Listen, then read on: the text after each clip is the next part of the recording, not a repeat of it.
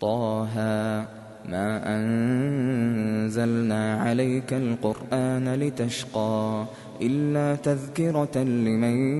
يخشى تنزيلا ممن خلق الأرض والسماوات العلا الرحمن على العرش استوى له ما في السماوات وما في الأرض وما بينهما وما تحت الثرى وإن تجهر بالقول فإنه يعلم السر وأخفى الله لا إله إلا هو له الأسماء الحسنى وهل أتاك حديث موسى إذ رأى نارا فقال لأهلهم كثوا إني آنست نارا لعلي آتيكم منها بقبس أو أجد على النار هدى فلما أتاها نودي يا موسى إني أنا ربك فاخلع نعليك إنك بالوادي المقدس طوى وأنا اخترتك فاستمع لما يوحى إنني أنا الله لا إله إلا أنا فاعبدني وأقم الصلاة لذكري إن الساعة آتية أكاد أخفيها لتجزى كل نفس بما تسعى فلا يصدنك عنها من لا يؤمن بها واتبع هواه فتردى وما تلك بيمينك يا موسى قال هي عصاي أتوكأ عليها وأهش بها على غنمي ولي فيها مآرب أخرى قال ألقها يا موسى فألقاها فإذا هي حية تسعى قال خذها ولا تخف سنعيدها سيرتها الأولى واضمم يدك إلى جناحك تخرج بيضاء من غير سوء آية أخرى لنريك من آياتنا الكبرى اذهب إلى فرعون إنه طغى قال رب اشرح لي صدري ويسر لي أمري واحلل عقدة من لساني يفقه قولي واجعل لي وزيرا من أهلي هارون أخي أشدد به أزري وأشركه في أمري كي نسبحك كثيرا ونذكرك كثيرا إنك كنت بنا بصيرا قال قد أوتيت سؤلك يا موسى ولقد مننا عليك مرة أخرى إذ أوحينا إلى أمك ما يوحى أن اقذفيه في التابوت فاقذفيه في اليم فليلقه اليم بالساحل يأخذه عدو لي وعدو له وألقيت عليك محبة مني ولتصنع على عيني إذ تمشي أختك فتقول هل أدلكم على من يكفله فرجعناك إلى أمك كي تقر عينها ولا تحزن وقتلت نفسا فنجيناك من الغم وفتناك فتونا فلبثت سنين في أهل مدين ثم جئت على قدري يا موسى واصطنعتك لنفسي اذهب أنت وأخوك بآياتي ولا تنيا في ذكري اذهبا إلى فرعون إنه طغى فقولا له قولا لينا لعله يتذكر أو يخشى قالا ربنا إننا نخاف أن يفرط علينا أو أن يطغى قال لا تخافا إنني معكما أسمع وأرى فأتياه فقولا إن إنا رسولا ربك فأرسل معنا بني إسرائيل ولا تعذبهم قد جئناك بآية من ربك والسلام على من اتبع الهدى إنا قد أوحي إلينا أن العذاب على من كذب وتولى قال فمن ربكما يا موسى قال ربنا الذي أعطى كل شيء خلقه ثم هدى قال فما بال القرون الأولى قال علمها عند ربي في كتاب لا يضل ربي ولا ينسى الذي جعل لكم الأرض مهدا وسلك لكم فيها سبلا وأنزل من السماء ماء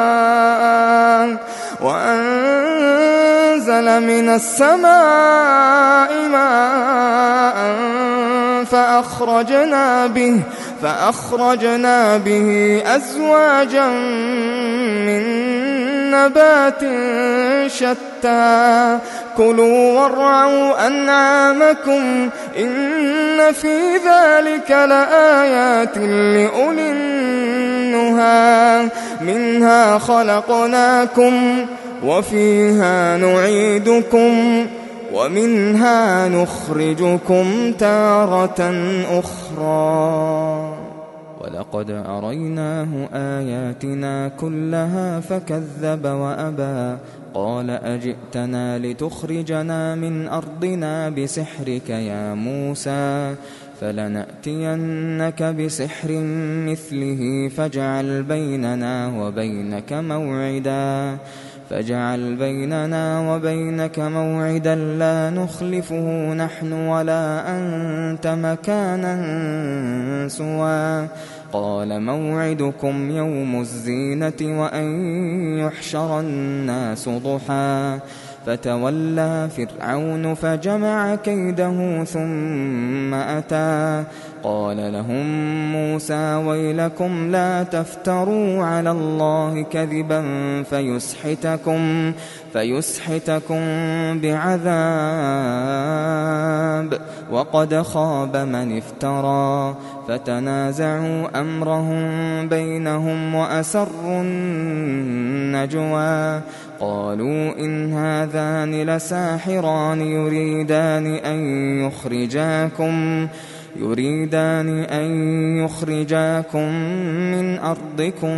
بسحرهما ويذهبا بطريقتكم المثلى فأجمعوا كيدكم ثم أتوا صفا وقد أفلح اليوم من استعلى قالوا يا موسى إما أن تلقي وإما أن نكون أول من ألقى قال بل ألقوا فإذا حبالهم وعصيهم يخيل إليه من سحرهم أنها تسعى فأوجس في نفسه خيفة موسى قلنا لا تخف إنك أنت الأعلى وألق ما في يمينك تلقف ما صنعوا إنما صنعوا كيد ساحر ولا يفلح الساحر حيث أتى فألقي السحرة سجدا قالوا آمنا برب هارون وموسى قال آمنتم له قبل أن آذن لكم إنه لكبيركم الذي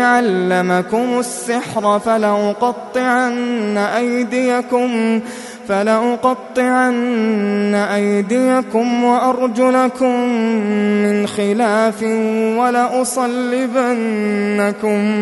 ولأصلبنكم في جذوع النخل ولتعلمن أينا أشد عذابا وأبقى. قالوا لن نؤثرك على ما جاءنا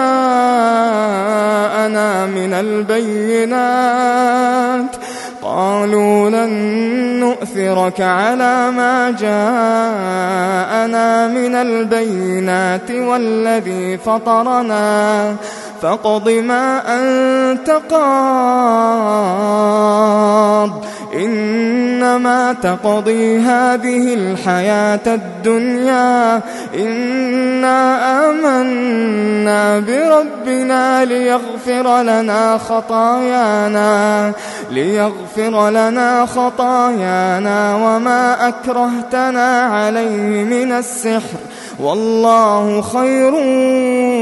وأبقى. إنه من يأت ربه مجرما فإن له جهنم لا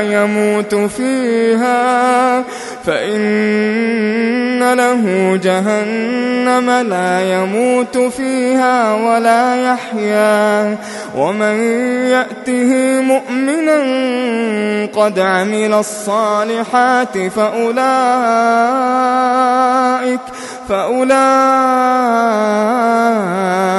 لهم الدرجات العلى. جنات عدن تجري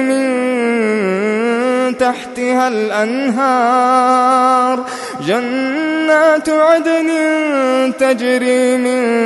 تحتها الأنهار خالدين فيها وذلك جزاء من تزكى. ولقد أوحينا إلى موسى أن أسر بعبادي فاضرب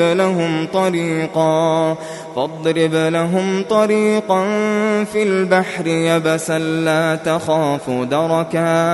لا تخاف دركا ولا تخشى. فأتبعهم فرعون بجنوده فغشيهم من اليم ما غشيهم وأضل فرعون قومه وما هدى. يا بني إسرائيل قد أنجيناكم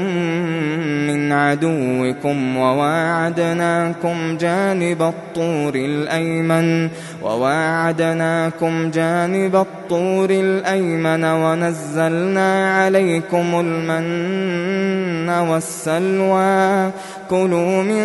طيبات ما رزقناكم ولا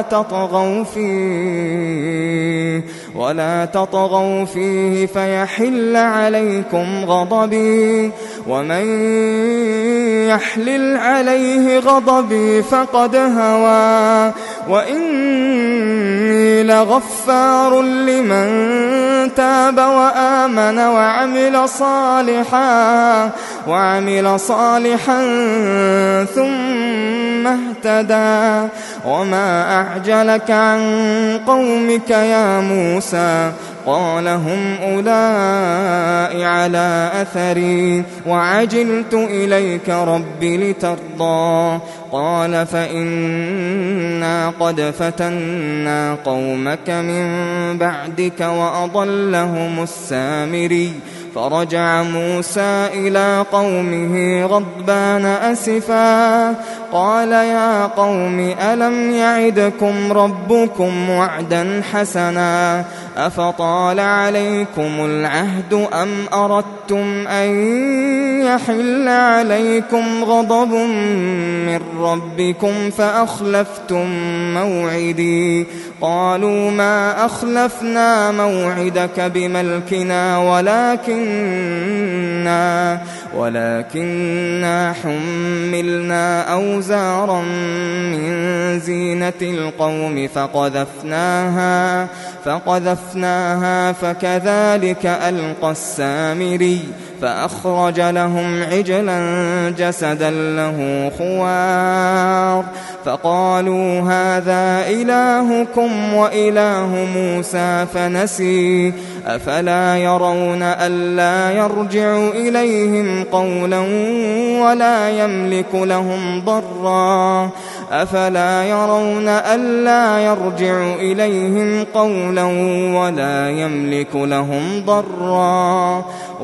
يملك لهم ضرا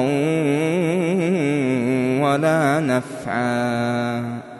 ولقد قال لهم هارون من قبل يا قوم إنما فتنتم به وإن ربكم الرحمن فاتبعوني وأطيعوا أمري قالوا لن نبرح عليه عاكفين حتى يرجع إلينا موسى قال يا هارون ما منعك إذ رأيتهم ضلوا ألا تتبعني أفعصيت أمري قال يا ابن أم لا تأخذ بلحيتي ولا برأسي إني خشيت أن تقول فرقت بين بني إسرائيل ولم ترقب قولي قال فما خطبك يا سامري قال بصرت بما لم يبصروا به فقبضت قبضة من أثر الرسول فنبذتها وكذلك سولت لي نفسي قال فاذهب فإن لك في الحياة أن تقول لا مساس وإن لك موعدا لن تخلفه وانظر إلى إلهك الذي ظلت عليه عاكفا لنحرقنه ثم لننسفنه في اليم نسفا إنما إلهكم الله الذي لا إله إلا هو وسع كل شيء علما كذلك نقص عليك من أنباء ما قد سبق وقد آتيناك من لدنا ذكرا من أعرض عنه فإنه يحمل يوم القيامة وزرا خالدين فيه وساء لهم يوم القيامة حملا يوم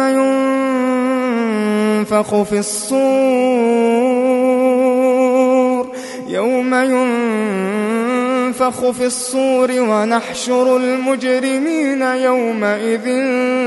زرقا يتخافتون بينهم إن لبثتم إلا عشرا نحن أعلم بما يقولون إذ يقول أمثلهم طريقة إن لبثتم إلا يوما ويسألونك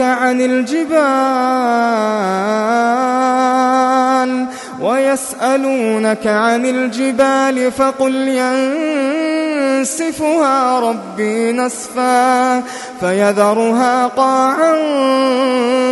صفصفا لا ترى فيها عوجا ولا أمتا يومئذ يتبعون الداعي لا عوج له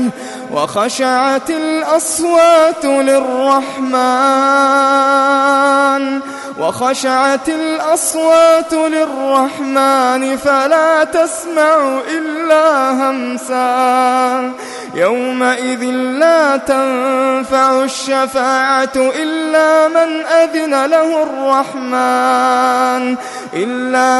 أذن له الرحمن ورضي له قولا يعلم ما بين أيديهم وما خلفهم ولا يحيطون به علما وعنت الوجوه للحي القيوم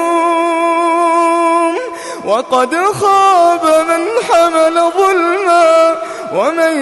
يعمل من الصالحات وهو مؤمن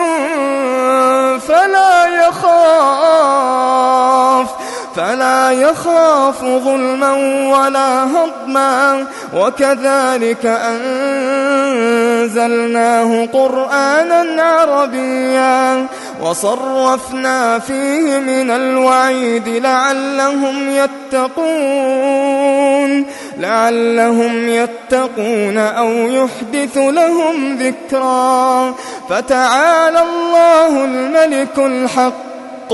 ولا تعجل بالقرآن من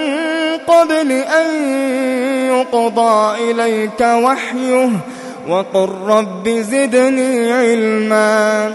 ولقد عهدنا إلى آدم من قبل فنسي ولم نجد له عزما وإذ قلنا للملائكة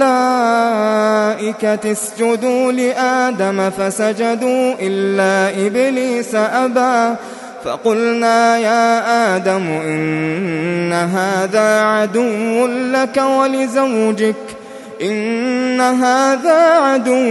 لك ولزوجك فلا يخرجنكما من الجنة فتشقى إن لك ألا تجوع فيها ولا تعرى وأنك لا تظمأ فيها ولا تضحى فوسوس إليه الشيطان قال يا آدم هل أدلك على شجرة الخلد وملك لا يبلى فأكلا منها فبدت لهما سوآتهما وطفقا يخصفان عليهما من ورق الجنة وعصى آدم ربه فغوى ثم اجتباه ربه فتاب عليه وهدى قال اهبطا منها جميعا بعضكم لبعض عدو فإما يأتينكم مني هدى فمن اتبع هداي فلا يضل ولا يشقى ومن أعرض عن ذكري فإن له معيشة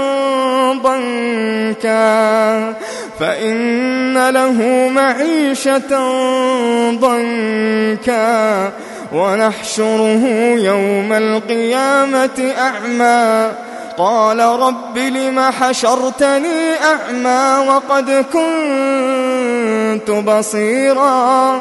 قال كذلك أتتك آياتنا فنسيتها وكذلك اليوم تنسى وكذلك نجزي من أسرف ولم يؤمن بآيات ربه ولعذاب الآخرة أشد وأبقى أفألم يهد لهم كم أهلكنا قبلهم من القرون يمشون في مساكنهم إن في ذلك لآيات لأولي النهى ولولا كلمة سبقت من ربك لكان لزاما وأجل مسمى فاصبر على ما يقولون وسبح بحمد ربك قبل طلوع الشمس وقبل غروبها ومن آناء الليل فسبح وأطراف النهار لعلك ترضى ولا تمدن عينيك إلى ما متعنا به أزواجا منهم زهرة الحياة الدنيا لنفتنهم فيه ورزق ربك خير وأبقى وأمر أهلك بالصلاة واصطبر عليها لا نسألك رزقا نحن نرزقك والعاقبة للتقوى وقالوا لولا يأتينا بآية من ربه أولم تأتهم بينة ما في الصحف الأولى ولو أنا أهلكناهم بعذاب من قبله لقالوا ربنا لولا أرسلت إلينا رسولا فنتبع آياتك من قبل أن نذل ونخزى قل كل متربص فتربصوا فستعلمون من أصحاب الصراط السوي ومن اهتدى.